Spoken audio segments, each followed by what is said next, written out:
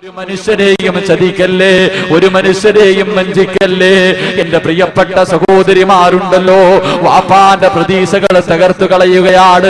Gulf നാടുകളിൽ കടന്ന് കഷ്ടപ്പെടുന്ന ഭർത്താക്കന്മാരുണ്ടല്ലോ.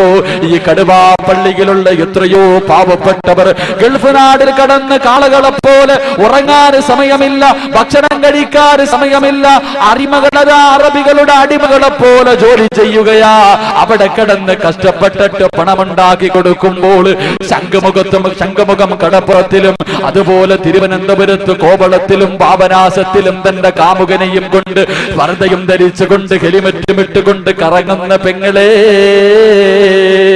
എന്റെ പ്രിയപ്പെട്ട പെങ്ങന്മാരുണ്ടല്ലോ, ഭർത്താവ് കിടക്കണ്ട കിടപ്പറയിലേക്ക് അമുസ്ലിമായ ഓട്ടോകാരനെയും ഏതെങ്കിലും ഒരുത്തരെ കിട്ടിയാൽ അവനെ വിളിച്ചുകൊണ്ട് വീടിനകത്തേക്ക് കയറുമ്പോൾ, ഭർത്താക്കന്മാരെ ചതിക്കുമ്പോൾ, എന്റെ പ്രിയപ്പെട്ട ചെറുപ്പക്കാരുണ്ടല്ലോ, റോഡിന്റെ ഓരത്ത് ചിരിക്കുന്ന തൊലിവിളപ്പുള്ള പെണ്ണിനെ കാണുമ്പോൾ ദുനിയാവും ആഖിറവും വലിച്ചെറിയുമല്ലേ, അവന്റെ ഈമാന് കുഴിച്ചു മൂടുകയല്ലേ.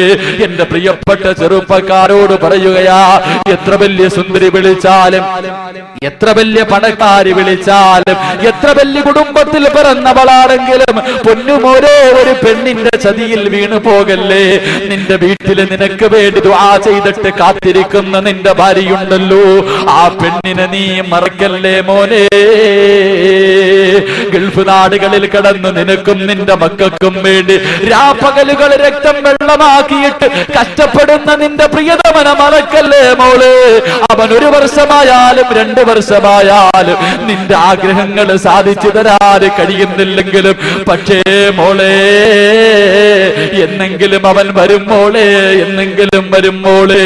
അവസരം കിട്ടുമ്പോൾ ആരും അറിയില്ലെന്ന് പറഞ്ഞിട്ട്, ആരും കാണില്ലെന്ന് പറഞ്ഞിട്ട് നിന്നെ പലരും പല മോഹവാഗ്ദാനങ്ങൾ തരുമ്പോൾ ചതിക്കുഴിയിലേക്ക് വീണു പോകല്ലേ സഹോദരാ. ഏതെങ്കിലും കടുവാ പള്ളിയിലുള്ളവര് സുന്ദരി പെണ്ണ് വിളിക്കുമ്പോൾ, എനിക്ക് നിന്നെ വേണ്ടടി, എനിക്ക് നിന്നെ വേണ്ടടി, എനിക്ക് അല്ലാതെ സ്വർഗം മതിയടി എന്ന് പറഞ്ഞാൽ നിനക്ക് കിട്ടുന്ന പ്രതിഫലം എന്താണെന്നറിയുമോ? നിങ്ങൾക്ക് കിട്ടുന്ന പ്രതിഫലം എന്താണെന്നറിയുമോ? അതാ ഒരു ചെറുപ്പക്കാരൻ കമ്പോളത്തിലൂടെ നടന്നു പോവുകയാണ്. ഒരു ചെറുപ്പക്കാരൻ കമ്പോളത്തിലൂടെ നടന്നു പോവുകയാ. യാഫി എന്ന ചെറുപ്പക്കാരനുണ്ടല്ലോ, യാഫി റഹ്മത്തുള്ളാഹി കമ്പോളത്തിലൂടെ നടന്നു പോകുമ്പോൾ തന്റെ ശരീരത്തിൽ നിന്ന് സുഗന്ധമടിച്ചു വീശുകയാണ്. എല്ലാവരും ചോദിക്കുന്നു, യാഫിയേ എവിടെന്നാടായി സുഗന്ധം, എവിടെന്നാടായി സുഗന്ധം? യാഫിക പറയുകയാ, എന്റെ ശരീരത്ത് സുഗന്ധം തേച്ചിട്ടില്ല. അവസാനം യാഫി എന്ന ചെറുപ്പക്കാരൻ തന്റെ വീടിനകത്ത് വന്നിരിക്കുമ്പോൾ ഒരു മഹാനായ മനുഷ്യൻ കടന്നു വരികയാ. യാഫി റഹ്മത്തുള്ളാഹിയോട് ചോദിക്കുന്നു, മോനെ എവിടെന്നാടായി സുഗന്ധം, എവിടെ നിന്നാടായി സുഗന്ധം? സഹിക്കാൻ കഴിയുന്നില്ല മോനെ. യാഫി എന്ന ചെറുപ്പക്കാരനോട് ചോദിക്കുമ്പോൾ പൊട്ടിക്കരഞ്ഞുകൊണ്ട് തന്റെ മുഖത്തേക്ക് കൈയെടുത്തടച്ചു വെച്ചിട്ട് യാഫി എന്ന ചെറുപ്പക്കാരനൊരു കഥ പറഞ്ഞു കൊടുക്കുകയാ. നാളുകൾക്ക് മുമ്പുണ്ടല്ലോ, ഈ രാജ്യത്തെ രാജാവിന്റെ മകളുണ്ടല്ലോ, തോഴിമാരെ എന്റെ വീട്ടിലേക്ക് പറഞ്ഞു വിടുകയാ, കൊട്ടാരത്തിലേക്ക് എന്നെ വിളിക്കുകയാ. കൊട്ടാരത്തിലേക്ക് ഞാൻ കടന്നു ചെന്നപ്പോൾ തോഴിമാർ ഓരോ കവാടങ്ങളും അടയ്ക്കുകയാ. അവസാനമതാ രാജാവിന്റെ കൊട്ടാരത്തിന്റെ പുന്നമകളുടെ മണിയറയ്ക്കകത്തേക്ക് കടന്നു ചെല്ലുമ്പോൾ രാജാവിന്റെ സുന്ദരിയായ മകളുണ്ടല്ലോ, ആ നാട്ടിലെ ഏറ്റവും വലിയ സൗന്ദര്യമുള്ള പെണ്ണുണ്ടല്ലോ, ഏത് ചെറുപ്പക്കാരനും ആഗ്രഹിക്കുന്ന പെണ്ണുണ്ടല്ലോ, തന്റെ ശരീരത്തിന്റെ മാംസള ഭാഗങ്ങൾ വെളിയിൽ കാണുന്ന വസ്ത്രം ധരിച്ചുകൊണ്ട് തന്റെ മുന്നിലേക്ക് കടന്നു വരികയാ. എന്നിട്ട് തന്റെ ശരീരത്തേക്ക് കെട്ടിപ്പിടിക്കുകയാ. യാഫി എന്ന ചെറുപ്പക്കാരന് ചുംബനം കൊടുത്തിട്ട് പറയുന്നു, യാഫിയേ എനിക്ക് നിന്നെ വല്ലാത്ത മോഹമാടാ, എനിക്ക് നിന്നെ വല്ലാത്ത ഇഷ്ടമാടാ. ഒരു വട്ടമെങ്കിലും എന്റെ ആഗ്രഹമൊന്ന് സാധിച്ചതാടാ. ഇതിനകത്ത് കിടന്ന് എന്ത് കാണിച്ചാലും ഒരു മനുഷ്യനും അറിയില്ലടാ. എന്റെ ആഗ്രഹം സാധിച്ചു തരാറ് തന്റെ ശരീരം കാണിച്ചുകൊണ്ട് യാഫി എന്ന ചെറുപ്പക്കാരന്റെ മുന്നിൽ രാജാവിന്റെ പൊന്നുമകൾ കിടന്ന് കേഴുകയാ. എന്നിട്ട് ഒരുങ്ങടാ എന്ന് പറഞ്ഞ് വിലപിടിപ്പുള്ള വസ്ത്രമെടുത്ത് കൊടുത്തിട്ട് മണിയ മണിയറയുടെ വാതിലടച്ചിട്ടിറങ്ങി പോകുമ്പോ യാബി എന്ന ചെറുപ്പക്കാരനതാ സുജൂദിലേക്ക് വീഴുകയാണ്, പൊട്ടിക്കരയുകയാ, പടച്ചവരോട് പറയുകയാണ്, അല്ലാഹുവേ, രാജാവിന്റെ കൊട്ടാരത്തിന്റെ മണിയറയ്ക്കകത്താണ് റബ്ബേ, ഈ പെണ്ണിന്റെ ചതിയിൽ നിന്ന് കാക്കടേ റബ്ബേ. അല്ലാഹുവേ, എനിക്ക് നീ എന്റെ ശരീരത്തിന് സ്വർഗം ഹറാമാക്കല്ല റബ്ബേ. പൊട്ടിക്കരഞ്ഞുകൊണ്ട് മണിയറയ്ക്കകത്തിരുന്ന് കരയുമ്പോൾ എന്റെ മുന്നിലിരിക്കുന്ന ചെറുപ്പക്കാരാ, കടുവാപ്പള്ളിയുടെ ഹൈവേയുടെ സൈഡില് ഈ സ്കൂളിൽ പഠിക്കാൻ വരുന്ന ഏതെങ്കിലും ഒരു പെണ്ണുണ്ടല്ലോ, റോഡിന്റെ ഓരത്ത് നിന്നിട്ടൊന്ന് പുഞ്ചിരിക്കുമ്പോൾ അവളുടെ പുറകെ നടന്ന് ഫോൺ നമ്പർ വാങ്ങുകയല്ലേ, രാത്രികൾ മുഴുവനും പകലാകുകയല്ലേ, ഗൾഫുകാരന്റെ ഭാര്യമാരെ വലയ്ക്കുകയല്ലേ, കഷ്ടപ്പെട്ടിട്ട് അവസാനം അതാരും അറിയാതെ വീടിന്റെ മതിൽ ചാടിയിട്ട് അകത്ത് പോയിട്ട് കാര്യം നടത്തിയിട്ട് ഇറങ്ങി വരുമ്പോ എന്റെ പ്രിയപ്പെട്ട ചെറുപ്പക്കാരന്റെ മനസ്സിലൊരു തോന്നലുണ്ട്, എന്നെ ആരും കണ്ടില്ലല്ലോ, എന്നെ ആരും അറിഞ്ഞില്ലല്ലോ. പക്ഷേ ചെറുപ്പക്കാരാ, പല നാൾ കള്ളൻ ഒരു നാൾ പിടിക്കപ്പെടും മോരെ, പല നാൾ കള്ളൻ ഒരു നാൾ പിടിക്കപ്പെടുമടാ.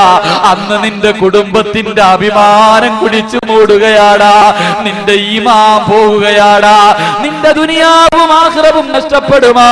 എന്റെ പ്രിയപ്പെട്ട സഹോദരിമാരോട് പറയുകയാ, കാമുകനെ വിളിച്ചിട്ട് കിടപ്പറ തുറന്നു കൊടുക്കുമ്പോൾ ആ കിടപ്പിൽ കിടന്നെങ്കാടും എന്റെ പൊന്നു പെങ്ങളെ,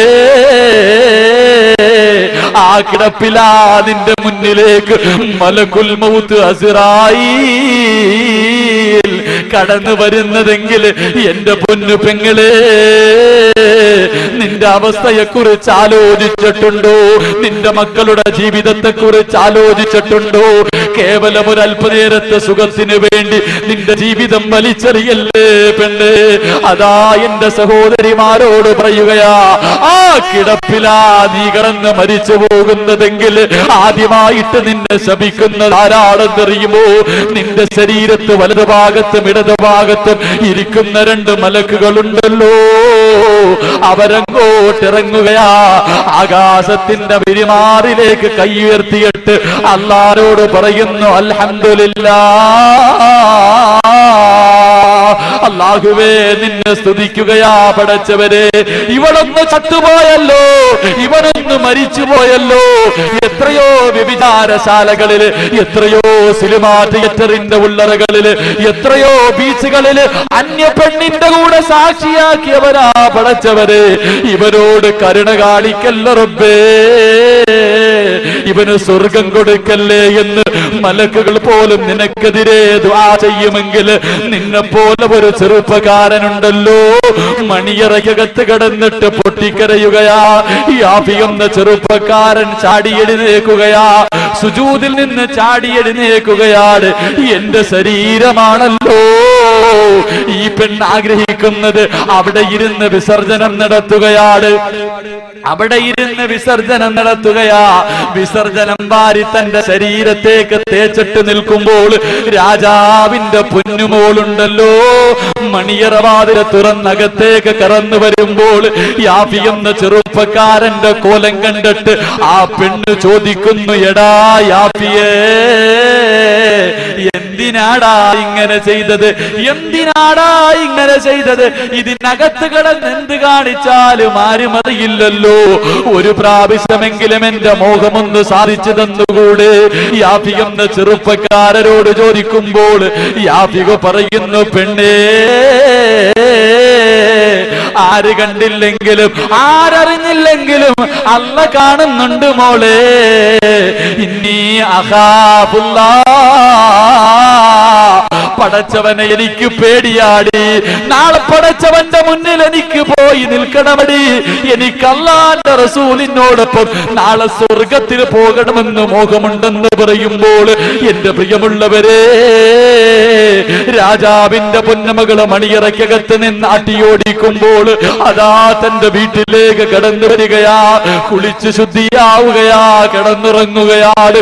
തഹജ്ജുദിന്റെ സമയമാകുമ്പോൾ എഴുന്നേറ്റ് 2 റക്അത്ത് നിസ്കരിച്ചിട്ട് അല്ലാഹുവോട് തൗബ ചെയ്തിട്ട് തന്റെ ഓലപ്പരയ്ക്കകത്ത് കടന്നിറങ്ങുമ്പോൾ എന്റെ പ്രിയമുള്ളവരെ അല്ലാഹുവിന്റെ റസൂല് കടന്നു വരികയാ. ലോകത്തിന്റെ നായകൻ യാഫി എന്ന ചെറുപ്പക്കാരന്റെ കുടിലിൽ വന്നിട്ട് അസ്സലാമു അലൈക്കും എന്ന് പറഞ്ഞിട്ട് യാഫിയോട് പറയുകയാ, എഴുന്നേക്ക് യാഫിയേ, നാളെ സ്വർഗത്തിൽ എന്റെ കൂടെ കിടക്കണമെന്ന് പറഞ്ഞിട്ട് ഒരു സുന്ദരിയായ പെണ്ണുണ്ടല്ലോ, ആരും അറിയാതെ നിന്നെ വിളിച്ചപ്പോൾ വലിച്ചെറിഞ്ഞവനാണടാ നീ, എഴുന്നേക്കടാ എന്ന് പറഞ്ഞിട്ട് യാഫി എന്ന ചെറുപ്പക്കാരനെ കെട്ടിപ്പിടിച്ചൊരു ചുടുചുംബനം കൊടുത്തപ്പോൾ ചരിത്രം പറയുകയാ, തന്റെ ശരീരത്ത് നിന്ന് മരിക്കുവോളം സുഗന്ധമടിച്ചു വീശി എന്ന ചരിത്രം പഠിപ്പിക്കുമ്പോൾ എന്റെ പ്രിയപ്പെട്ട ചെറുപ്പക്കാരാ, ഒരു പെണ്ണിന്റെ തൊലിയുടെ വെളുപ്പിന്റെ മുന്നിൽ നിന്റെ ഈമാന് കുടിച്ചു മൂടല്ലേ. എന്റെ പ്രിയപ്പെട്ട പെങ്ങളെ, നിന്റെ ഭർത്താവിനെ വഞ്ചിക്കല്ലേ, നിന്റെ മാതാപിതാക്കളെ വഞ്ചിക്കല്ലേ, നിന്റെ സ്വർഗം നീ വലിച്ചെറിയല്ലേ. ഒരു ദിവസം കടുവാപ്പള്ളിയിൽ നിന്റെ വീട്ടിൽ കടന്നുറങ്ങുമ്പോ നിന്റെ വീട്ടിലേക്ക് കടന്നു വരും മോളെ, അല്ലാഹുവിന്റെ റസൂല് കടന്നു വരുമെന്ന് ചരിത്രം പഠിപ്പിക്കുമ്പോൾ എന്റെ പ്രിയമുള്ളവരെ, അല്ലാഹുവിന്റെ പ്രവാചകൻ റബിയ റളിയല്ലാഹു തആല അൻഹുവിന് കൊടുക്കുന്ന 3ാമത്തെ ഉപദേശം എന്താ? റബിയ, ആരെയും ചതിക്കല്ലേ റബിയ, വിശ്വാസ വഞ്ചന കാണിക്കല്ലേ റബിയ. അല്ലാഹുവിന്റെ പ്രവാചകൻ സല്ലല്ലാഹു അലൈഹി വസല്ലമ തങ്ങൾ റബിയ റളിയല്ലാഹു തആല അൻഹുവിന് കൊടുത്ത 3ാമത്തെ ഉപദേശം, ഒരു മനുഷ്യനെയും ചതിക്കാൻ പാടില്ല. അല്ലാഹു സുബ്ഹാനഹു വ തആല ആരെയും ചതിക്കാതിരിക്കാനുള്ള ഭാഗ്യം നൽകി അനുഗ്രഹിക്കുമാറാകട്ടെ. അല്ലാഹു ഭാഗ്യം നൽകി അനുഗ്രഹിക്കുമാറാകട്ടെ. അതുകൊണ്ട് എന്റെ പ്രിയമുള്ള സഹോദരങ്ങളെ, അല്ലാഹുവിന്റെ പ്രവാചകൻ സല്ലല്ലാഹു അലൈഹി വസല്ലമ തങ്ങൾ റബിയാന് കൊടുത്ത 4ാമത്തെ ഉപദേശം, ഒരു ഉപദേശം കൂടെ പറഞ്ഞിട്ട് ദുആ ചെയ്ത് വരിക. എന്റെ പ്രിയമുള്ള സഹോദരങ്ങളെ, റബിയ റളിയല്ലാഹു തആല അൻഹുവിന് അല്ലാഹുവിന്റെ പ്രവാചകൻ കൊടുത്ത 4ാമത്തെ ഉപദേശം, 4ാമത്തെ ഉപദേശം അല്ലാഹുവിന്റെ റസൂൽ സല്ലല്ലാഹു അലൈഹി വസല്ലമ തങ്ങൾ പറയുന്നു, വഉല്ലു അബ്സാറകും, വഉല്ലു അബ്സാറകും, മേ റബിയ, നിന്റെ കണ്ണിനെ സൂക്ഷിക്കണമെന്ന് ശഫീഖുനാ റസൂലുള്ളാഹി സ്വല്ലല്ലാഹു അലൈഹി വസല്ലം. കണ്ണിനെ സൂക്ഷിക്കണം. ഇന്ന് പിന്നെ അതിനെ കൊണ്ട് പറ്റത്തില്ലല്ലോ. റോഡിൽ ഇറങ്ങിക്കഴിഞ്ഞാൽ താത്താമാർ ഇറങ്ങി വരുന്ന കണ്ടാ പിന്നെ നോക്കിപ്പോകും. ഇന്നത്തെ താത്താമാരുടെ വസ്ത്രധാരണ കണ്ടു കഴിഞ്ഞാൽ ഇത് പിന്നെ ആരും നോക്കിപ്പോ. പണ്ടൊക്കെ പെണ്ണുങ്ങള് സാധാമാരിയിരിക്കുന്നു, പണ്ടുള്ള പെണ്ണുങ്ങള് ചുരിദാർ ഇട്ടുകൊണ്ട് നടക്കണം. ഇപ്പൊ തോന്നുന്നത് പെണ്ണുങ്ങൾ ചുരിദാർ ഇട്ടുകൊണ്ട് നടക്കുന്നതാ നല്ലതെന്ന്. കാരണം എന്താ? ഇന്നിട്ടിരിക്കുന്ന ഫർദ ഇട്ടുകൊണ്ട് പെണ്ണിന് മാത്രമേ എല്ലാവരും നോക്കുള്ളൂ. കാരണം അങ്ങനെയുള്ള ഫർദയെ ധരിച്ചിരിക്കണം. എല്ലാവരെയും ഞാൻ വിമർശിക്കുന്നില്ല. ഒരു വിഭാഗം പെണ്ണുങ്ങൾ ഇന്ന് അവര് ചുരിദാർ ഇടുന്നതിനേക്കാളും നല്ല ഫർദ ഇട്ടുകൊണ്ട് നടക്കുമ്പോ ഇറങ്ങിയ ഫർദ. പിന്നെ ഇങ്ങനെ റോഡിലൂടെ നടന്നു പോകുമ്പോൾ ഒരു ബസ് ഇങ്ങനെ സ്പീഡിൽ പൊക്കഴിഞ്ഞാൽ ടിപ്പറിന്റെ ബാക്ക് സൈഡ് പൊങ്ങണ പോലെ 4 സൈഡും കീറിയിട്ടിരിക്കുക. മൊത്തം സൈഡ് മൊത്തം കീറിയിട്ടിരിക്കുക. പിന്നെ കൂടെ താത്താടെ മോള് പോകും. അവളുടെ കാര്യം പിന്നെ പറയണ്ട. അവള് പിന്നെ ഫർദയൊന്നും ഇടാൻ സമയമില്ല, വലയായിട്ടിരിക്കണം. മണലരിക്കണം വല, അതിങ്ങനെ ഇട്ടിരിക്കുക. 2015 ആകുമ്പോഴത്തേക്ക് മൊത്തവും വലയാവും. അപ്പൊ പിന്നെ ആ കാലത്ത് ജീവിക്കണമെങ്കിൽ നല്ല ഈമാനൊക്കെ വേണം. ഇപ്പോഴേ ദുആ ചെയ്യാൻ തുടങ്ങണം. അല്ലാഹു ഈമാൻ നൽകി അനുഗ്രഹിക്കുമാറാകട്ടെ. എന്റെ പ്രിയപ്പെട്ട സഹോദരിമാർ, വസ്ത്രധാരണങ്ങളൊക്കെ വളരെ മോശം. ഒന്ന് മാറുക. എന്റെ പ്രിയപ്പെട്ട സഹോദരിമാരോട് ചോദിക്കുക, നിങ്ങളൊക്കെ വസ്ത്രം വാങ്ങാൻ പോകുമ്പോൾ കടയിൽ പോയിട്ട് പ്രായപൂർത്തിയായ മകൾക്ക് വസ്ത്രം വാങ്ങിച്ചു കൊടുക്കുമ്പോൾ അവൾ അത് ധരിക്കുമ്പോൾ സ്വന്തം മകളുടെ ശരീരത്തേക്ക് ഒന്ന് നോക്കണം. എന്നിട്ട് നിങ്ങൾ ആലോചിക്കേണ്ട ഒരു ചോദ്യമുണ്ട്. എന്താണെന്നറിയോ? നിങ്ങളുടെ വാപ്പ ഇതുപോലുള്ള വസ്ത്രം വാങ്ങിച്ച് തന്നിട്ടുണ്ടോ ഇല്ലയോ എന്ന് ചിന്തിക്കണം.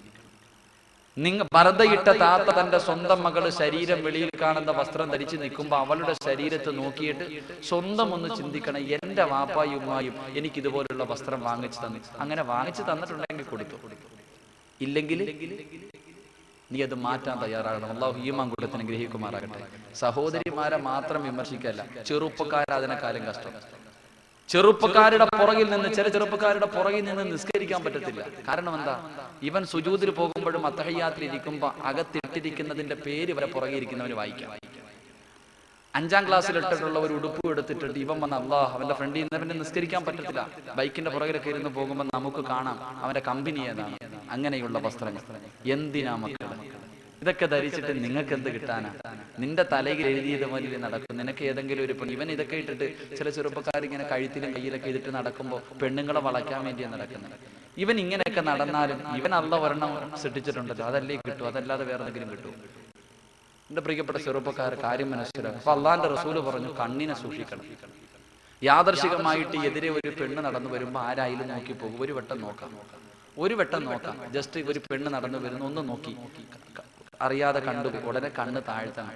ഒരു പ്രാവശ്യം നോക്കാമല്ലോ എന്ന് പറഞ്ഞിട്ട് ഒരു 1.5 നോട്ടം നോക്കല്.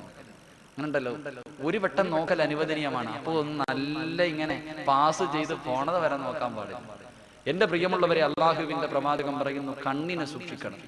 മഹാനായ അഷ്റഫുൽ ഖൽഖ് നബിയുനാ റസൂലുള്ളാഹി സ്വല്ലല്ലാഹു അലൈഹി വസല്ലമ തങ്ങൾ പറഞ്ഞു 3 കണ്ണുകൾ ആ കണ്ണിന്റെ ഉടമയ്ക്ക് നരകം ഹറാമാണെന്ന് ശഫീഉനാ റസൂലുള്ളാഹി സ്വല്ലല്ലാഹു അലൈഹി വസല്ലം. അള്ളാഹുവിന്റെ റസൂൽ സ്വല്ലല്ലാഹു അലൈഹി വസല്ലം 3 കണ്ണുകൾ. ഒന്നാമത്തെ കണ്ണ്, ഹറാമിനെ തൊട്ട് കണ്ണിനെ സൂക്ഷിക്കുന്നവന് നരകം ഹറാമാണെന്ന് ശഫീഉനാ റസൂലുള്ളാഹി സ്വല്ലല്ലാഹു അലൈഹി വസല്ലം. രണ്ടാമതായിട്ട് അള്ളാഹുവിന്റെ പ്രവാചകൻ പറയുന്നു ഉറക്കമൊഴിഞ്ഞ കണ്ണുകൾ. ഹദീസിന്റെ കിതാബുകളിൽ അത് യുദ്ധം നടക്കുന്ന വേളയിൽ ഉറക്കമൊഴിച്ചവരാണെന്ന് മറ്റു ചില പണ്ഡിതന്മാർ പറയുന്നു. തഹജ്ജുദ് നിസ്കാരം ആ നിസ്കാരത്തിന് വേണ്ടി ഉണരുന്നവരാണ്. അല്ലാഹു സുബ്ഹാനഹു വ തആല തഹജ്ജുദ് നിസ്കരിക്കാനുള്ള ഭാഗ്യം നൽകി അനുഗ്രഹിക്കുമാറാകട്ടെ. ഈ കണ്ണുകൾ. മൂന്നാമതായിട്ട് അള്ളാഹുവിന്റെ പ്രവാചകൻ പറയുന്നു, എന്റെ പ്രിയമുള്ള സഹോദരങ്ങളെ, ഏതെങ്കിലും ഒരു സമയത്ത് കടുവാപ്പള്ളിയുടെ ഓരത്ത് വന്നിരുന്ന് പള്ളിക്കകത്തിരുന്നിട്ട് അള്ളാഹുവേ നരകം, അള്ളാഹുവേ പരലോകം, അള്ളാഹുവേ ഖബർ, ഇതൊക്കെ എന്നെ കൊണ്ട് സഹിക്കാൻ കഴിയില്ലല്ലോ, അതാ നരകത്തിന്റെ തീയിൽ എന്നെ വലിച്ചെറിയുമ്പോ ഞാൻ എങ്ങനെ സഹിക്കുമെന്ന് ഓർത്തിട്ട് നിന്റെ കണ്ണിൽ നിന്ന് ഒരു തുള്ളി കണ്ണുനീർ ഈ ഭൂമിയിലേക്ക് വീണാൽ നിന്റെ ശരീരത്തിന് നരകം ഹറാമാണെന്ന് ശഫീഉനാ റസൂലുള്ളാഹി സ്വല്ലല്ലാഹു അലൈഹി വസല്ലം. എന്റെ പ്രിയപ്പെട്ട സഹോദരങ്ങളോട് അല്ലാഹുവിന്റെ പ്രവാചകൻ പറയുന്നു, സഹാബാക്കൾ മുഴുവനും ആദം നബി അലൈഹിസ്സലാം മുതൽ സർവ്വ പ്രവാചകന്മാരും പൊട്ടിക്കരഞ്ഞത് ഈ ദിവസത്തെ കുറിച്ചല്ലേ, ഇതിനെ കുറിച്ചല്ലേ? എന്റെ പ്രിയമുള്ളവരെ, മഹാനായ ഇബ്നു ഹജർ തങ്ങളുണ്ടല്ലോ തന്റെ ശിഷ്യന്മാരോട് ഒരു ചരിത്രം പറഞ്ഞു കൊടുക്കുകയാണ്. ഇബ്നു ഹജർ തങ്ങൾ അതാ ഒരു സംഭവം പറഞ്ഞു കൊടുക്കുന്നു. അല്ലാഹുവിന്റെ പ്രവാചകൻ സല്ലല്ലാഹു അലൈഹി വസല്ലമ തങ്ങൾ അതാ ഒരു ദിവസം അല്ലാഹുവിന്റെ പ്രവാചകന്റെ മുന്നിലേക്ക് ജിബ്രീൽ കടന്നു വരികയാണ്. അല്ലാഹുവിന്റെ റസൂൽ അതാ കരഞ്ഞുകൊണ്ടിരിക്കുന്നു. ജിബ്രീൽ അലൈഹിസ്സലാം മസ്ജിദ് നബവി ഉണ്ടല്ലോ, കഅബാലയത്തിന്റെ കില്ല പിടിച്ചിട്ട് പാതിരാത്രിയിൽ നിന്ന് കരയുകയാണ്. അല്ലാഹുവിന്റെ റസൂൽ ഉറക്കത്തിൽ നിന്ന് എഴുന്നേറ്റ് നോക്കുമ്പോൾ ആരോ കരയുന്ന ശബ്ദം കേൾക്കുന്നു. അല്ലാഹുവിന്റെ പ്രവാചകൻ എഴുന്നേറ്റ് നോക്കുമ്പോൾ പാതിരാത്രിയിൽ കഅബാലയത്തിന്റെ കില്ല പിടിച്ചിട്ട് മഹാനായ ജിബ്രീൽ അലൈഹിസ്സലാം കരഞ്ഞുകൊണ്ടിരിക്കുകയാണ്. അല്ലാഹുവിന്റെ റസൂൽ ചോദിച്ചു, ജിബ്രീലേ, എന്തിനാ നീ കരയുന്നത്? ആ അവസരത്തിൽ അല്ലാഹുവിന്റെ റസൂലിനോട് ജിബ്രീൽ പറയുന്നു, യാ റസൂലല്ലാഹ്, അല്ലാഹുവിന്റെ നരകത്തെ കുറിച്ച് ഓർത്തിട്ട് കരഞ്ഞതാ നബിയേ, അള്ളാന്റെ ശിക്ഷയെ കുറിച്ച് ഓർത്തിട്ട് കരഞ്ഞതാ നബിയേ, നാളെ പരലോകത്ത് നിൽക്കുന്നതിനെ കുറിച്ച് ഓർത്തിട്ട് കരഞ്ഞതാ നബിയേ. അല്ലാഹുവിന്റെ പ്രവാചകനോട് ജിബ്രീൽ പറയുന്നു, യാ റസൂലല്ലാഹ്, അതാ ഞാൻ പടച്ചവന്റെ മുന്നിൽ നിൽക്കുമ്പോൾ നരകം കടന്ന് വിളിച്ചു പോവുകയാ, എനിക്ക് ദാഹിക്കുന്നു എന്ന് പറഞ്ഞുകൊണ്ട് ഖബർ കടന്ന് വിളിച്ചു പോകുമ്പോൾ അല്ലാഹുവിന്റെ റസൂൽ പറയുന്നു ജിബ്രീലിനോട്, പടച്ചവൻ പറഞ്ഞു, ജിബ്രീലേ, അതുകൊണ്ട് വന്നൊഴിച്ചു കൊടുക്ക് ജിബ്രീലേ, ജിബ്രീൽ അലൈഹിസ്സലാം നരകത്തിന്റെ മുകളിൽ വന്നിട്ടതാ നരകത്തിലേക്ക് കുറച്ച് വെള്ളം ഒഴിച്ചു കൊടുക്കുകയാ. ആ വെള്ളം അങ്ങോട്ട് ഖബറിൽ അതാ നരകത്തിലേക്ക് വീണപ്പോൾ നരകം അതാ മിണ്ടാതെ നിൽക്കുകയാ. അല്ലാഹുവിന്റെ റസൂൽ ജിബ്രീലിനോട് ചോദിച്ചു, ജിബ്രീലേ, എന്തേ നീ നരകത്തിൽ കൊണ്ടൊഴിച്ചത്? അല്ലാഹുവിന്റെ റസൂലിനോട് ജിബ്രീൽ പറയുന്നു, യാ റസൂലല്ലാഹ്, ദുനിയാവിന്റെ തൊലിക്ക് മുകളിൽ ജീവിക്കുമ്പോൾ അല്ലാഹനെ കുറിച്ച് ഓർത്തിട്ട് കരഞ്ഞ കണ്ണീരുണ്ടല്ലോ, ആ കണ്ണീരാ നബിയേ നരകം കടന്ന് വിളിച്ചപ്പോൾ അതിനകത്ത് കൊണ്ടൊഴിച്ചതെന്ന് അല്ലാഹുവിന്റെ റസൂലിനോട് പറയുമ്പോൾ എന്റെ പ്രിയമുള്ളവരെ, നിന്റെ കണ്ണിൽ നിന്ന് വീഴുന്ന ഒരു തുള്ളി കണ്ണുനീരുണ്ടല്ലോ, ആ കണ്ണീരിന്റെ വില എന്താണെന്നറിയുമോ? മഹാനായ ഇബ്നു ഹജർ തങ്ങൾ തന്റെ ജനതയോട് ഈ പ്രഭാഷണം നടത്തുകയാ. പ്രഭാഷണം കഴിയുകയാ. കുറച്ചു ദിവസം കഴിഞ്ഞപ്പോൾ ഇബ്നു ഹജർ തങ്ങളുടെ മുന്നിലേക്ക് തന്റെ സമുദായം നടന്നു വരികയാ. തന്റെ സമൂഹം നടന്നു വന്നിട്ട് പറയുകയാണ്, മഹാനായ തങ്ങളെ, നിങ്ങളുടെ അടിമയുണ്ടല്ലോ, നിങ്ങളുടെ അടിമയുണ്ടല്ലോ, ഈ നാട്ടിൽ ആരെങ്കിലും മരിച്ചാൽ എല്ലാവരും ഉറങ്ങിയതിനു ശേഷം പാതിരാത്രിയിൽ അതാ കബറിനടുക്കേക്ക് നടന്നു പോകുന്നു തങ്ങളെ. കബറ് കുടിച്ചിട്ട് ആ കബറ് മാന്തിയിട്ട് കബറിനകത്ത് കിടക്കുന്ന മയ്യത്തിന്റെ വസ്ത്രം മോഷ്ടിക്കുകയാണെന്ന് ഞങ്ങൾക്ക് സംശയമുണ്ട് തങ്ങളെ. ഇബ്നു ഹജർ തങ്ങൾ തന്റെ ജനതയോട് പറയുകയാ, എന്റെ അടിമ നിസ്കരിക്കുന്നവനാ, എന്റെ അടിമ അല്ലാഹുവിനെ പേടിക്കുന്നവനാ, ഒരിക്കലും അവനങ്ങനെ ചെയ്യില്ല, ഒരിക്കലും അങ്ങനെ കബറ് മാന്തിയിട്ട് മയ്യത്ത് തുണി മോഷ്ടിക്കുന്നവനല്ല. ഇബ്നു ഹജർ തങ്ങളോട് തന്റെ ജനത പറയുകയാ, പോകും തങ്ങളെ, പോകും തങ്ങളെ, കബറിലേക്ക് പോകുന്നത് ഞങ്ങൾ കണ്ടിട്ടുണ്ട് എന്ന് പറയുമ്പോൾ മഹാനായ ഇബ്നു ഹജർ തങ്ങൾ കാത്തു നിൽക്കുകയാ. ആ നാട്ടിൽ ഒരു മനുഷ്യൻ മരണപ്പെടുകയാ. ദിവസങ്ങൾ കഴിഞ്ഞുപോയി. ഒരു ദിവസം ഒരു മനുഷ്യൻ മരണപ്പെട്ടു. ആ മനുഷ്യന്റെ മയ്യത്ത് എല്ലാവരും കൊണ്ട് കബറടക്കി. പാതിരാത്രിയാകുമ്പോൾ തന്റെ വീടിനകത്ത് ഉറങ്ങുന്നത് പോലെ ഇബ്നു ഹജർ തങ്ങൾ കിടക്കുകയാ. തന്റെ അടിമ എന്തിനാ കബറിനടുക്കലേക്ക് നടന്നു പോകുന്നത്? മോഷ്ടിക്കാനാണോ എന്നറിയാൻ ഉറങ്ങുന്നവനെ പോലെ കിടക്കുന്നു. എല്ലാവരും ഉറങ്ങിക്കഴിഞ്ഞപ്പോൾ തന്റെ അടിമയതാ പള്ളിയിലേക്ക് നടക്കുകയാ, പള്ളിയിലേക്ക് നടക്കുകയാ. ഇബ്നു ഹജർ തങ്ങൾ ആരും കാണാതെ അടിമയുടെ പുറകെ നടക്കുമ്പോൾ ആ പാവപ്പെട്ട അടിമയുണ്ടല്ലോ, നടന്നു പോയിട്ട് പള്ളിയുടെ മൂലയിലേക്ക് കടന്നു പോവുകയാ. അവിടെ ഒരു ചങ്ങലയെടുക്കുകയാ, ഒരു ചങ്ങലയെടുക്കുകയാണ്. ചങ്ങലയെടുത്തിട്ടതാ കബറടക്കിയ സ്ഥലത്തേക്ക് നടന്നു പോവുകയാണ്. എന്റെ പ്രിയമുള്ളവരെ, കബറടക്കിയ സ്ഥലത്തേക്ക് നടന്നു പോവുകയാ. അന്ന് കബറടക്കിയ മയ്യത്തിന്റെ കബറിന്റെ ഭാഗത്ത് പോയിട്ട് മുട്ടുകാലിൽ കുത്തിയിരിക്കുകയാ. അതാ ചങ്ങലയെടുത്തിട്ട് തന്റെ കൈയങ്ങോട്ട് ബന്ധിക്കുകയാ. പച്ചമണ്ണിന്റെ മണമുള്ള കബറിന്റെ ഓരത്ത് അന്ന് വിചാരണ നടന്നുകൊണ്ടിരിക്കുന്ന മയ്യത്തിൽ ആ കബറിന്റെ ഓരത്ത് പോയിരുന്ന് ചങ്ങലയെടുത്ത് തന്റെ കയ്യിൽ ബന്ധിക്കുകയാ. എന്നിട്ട് ആകാശത്തേക്ക് കൈ ഉയർത്തിയിട്ട് സർവാധിപതിയായ റബ്ബിനോട് പറയുന്നു, അല്ലാ, ഞാൻ നിന്റെ അടിമയാണല്ലാ, അതുപോലെ ഇബ്നു ഹജറിന്റെയും അടിമയാണല്ലാ. പടച്ചവരേ, നിനക്ക് നന്ദി കാണിക്കാൻ എനിക്ക് കഴിഞ്ഞിട്ടില്ല റബ്ബേ. എന്റെ നിസ്കാരങ്ങൾ ശരിയല്ല റബ്ബേ, എന്റെ ദിക്റുകൾ ശരിയല്ല റബ്ബേ, എന്റെ ഖുർആൻ ഓതൽ ശരിയല്ല റബ്ബേ, എല്ലാ ന്യൂനതകൾ കൊണ്ട് നിറച്ചതാണ് റബ്ബേ. അല്ലാഹുവേ, നിന്റെ നരകത്തിന്റെ തീ എനിക്ക് സഹിക്കാൻ കഴിയില്ല റബ്ബേ. നാളെ നിന്റെ മുന്നിലേക്ക് വരുമ്പോ എന്നെ വിളിച്ചു നിർത്തിയിട്ട് എന്തേ ഇത് ചെയ്തില്ല എന്ന് നീ എന്നോട് ചോദിക്കല്ല റബ്ബേ, എനിക്ക് സഹിക്കാൻ കഴിയില്ലെന്ന് പറഞ്ഞിട്ട് ആ കബറിന്റെ ഓരത്തിരുന്നിട്ട് പൊട്ടിക്കരയുകയാണ്. ഇബ്നു ഹജർ തങ്ങൾ പറയുന്നു, പടച്ച റബ്ബേ, നിന്നെ കുറിച്ച് ഓർത്ത് കരഞ്ഞു കഴിഞ്ഞാൽ, നിന്റെ അദാബിനെ കുറിച്ച് ഓർത്ത് കരഞ്ഞു കഴിഞ്ഞാൽ റബ്ബേ, നരകത്തിന് ഹറാമാണല്ല എന്റെ ശരീരം എന്ന് പറഞ്ഞുകൊണ്ട് തന്റെ കബറിന്റെ മുന്നിലിരുന്നിട്ട് കരയുമ്പോൾ ഇബ്നു ഹജർ തങ്ങൾ പതുങ്ങിയിരുന്നിട്ട് നോക്കുകയാണ്. എന്താ തന്റെ അടിമ ചെയ്യുന്നത്? എന്താണ് തന്റെ അടിമ ചെയ്യുന്നത്? അവിടുന്ന് നോക്കുമ്പോ അല്ലാഹുവിന്റെ ഖുർആനിന്റെ ഒരു ആയത്തോതുകയാണ്. പരിശുദ്ധ ഖുർആനിന്റെ ഒരു ആയത്തോതുകയാണ്. ഇന്നാ ലദൈനാ അൻകാലം വജഹീമാ. ഇബ്നു ഹജർ തങ്ങളുടെ അടിമയുണ്ടല്ലോ, കബറിനടുക്കലിരുന്നിട്ട് ഖുർആനിന്റെ ആയത്തോതുകയാ. ഇന്നാ ലദൈനാ അൻകാലം വജഹീമാ. പടച്ചവനെ, നാളെ നിന്റെ തീക്കുണ്ടാരത്തിലേക്ക് ചങ്ങലയിൽ കെട്ടിയിട്ട് മനുഷ്യനെ കൊണ്ടുവരുമല്ലോ, അതെന്നെ സഹിക്കാൻ കഴിയില്ലെന്ന് ഓർത്തുകൊണ്ട് ഇബ്നു ഹജർ തങ്ങളുടെ അടിമയിരുന്നിട്ട് കരഞ്ഞുകൊണ്ടിരിക്കുമ്പോൾ മഹാനായ ഇബ്നു ഹജർ തങ്ങളുണ്ടല്ലോ, തന്റെ അടിമയുടെ മുന്നിലേക്ക് കടന്നു വരികയാ.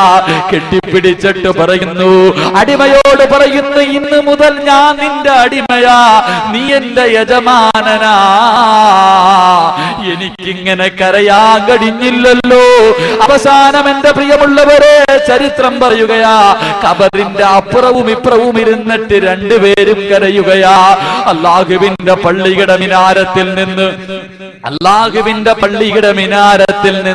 അസ്സലാത്തു അലൈഹി, അല്ലാഹുവിന്റെ പള്ളിയുടെ മിനാരത്തിൽ നിന്ന് അസ്സലാത്തു ഖൈറും മിനൻ നൗം, ബാങ്കിന്റെ ധ്വനി അങ്ങോട്ട് കേൾക്കുമ്പോൾ മഹാനായ ഇബ്നു ഹജർ തങ്ങളുണ്ടല്ലോ, എഴുന്നേറ്റിട്ട് തന്റെ മറുഭാഗത്ത് ഖബറിന്റെ ഓരത്തിരിക്കുന്ന തന്റെ അടിമയുടെ ശരീരത്ത് ചെന്നിട്ട് അങ്ങോട്ട് വിളിക്കുമ്പോ ഹൃദയം പൊട്ടിയങ്ങ് മരണപ്പെട്ടിരിക്കുകയാ.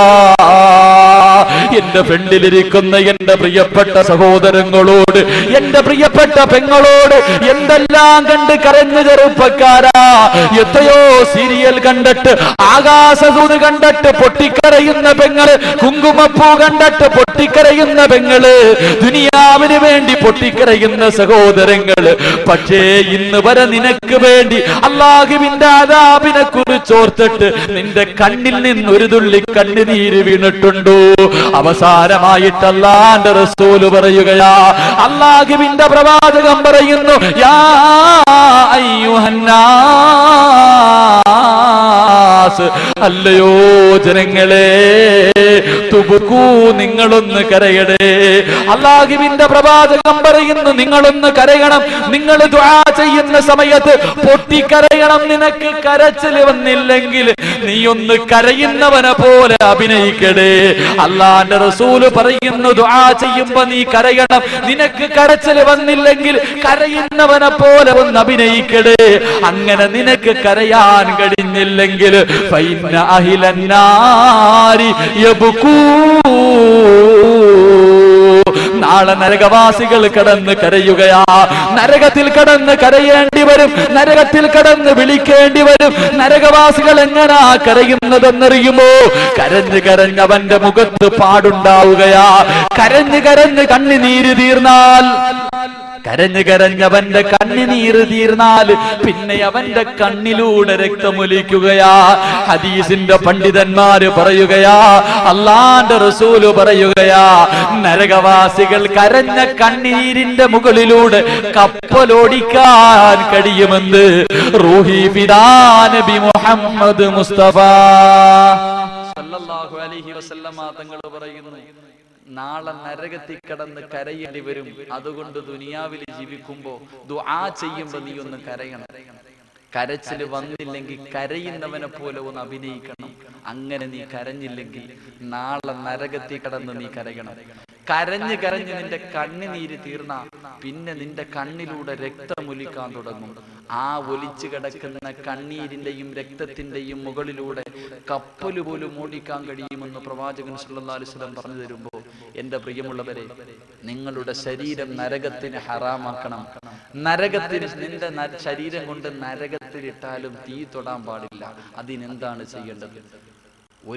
ഏതെങ്കിലും ഒരു ദിവസം എവിടെയെങ്കിലും ഇരുന്നിട്ട് നിന്റെ കണ്ണിൽ നിന്ന് പടച്ചവന്റെ അദാബിനെ കുറിച്ച് ഓർത്ത്, നരകത്തെ കുറിച്ച് ഓർത്തിട്ട് ഒരു തുള്ളി കണ്ണുനീര് വീണാൽ നിന്റെ ശരീരത്തിന് നരകം ഹറാമാണെന്ന് ഷഫീഉനാ റസൂലുള്ളാഹി സ്വല്ലല്ലാഹു അലൈഹി വസല്ലം. അല്ലാഹു സുബ്ഹാനഹു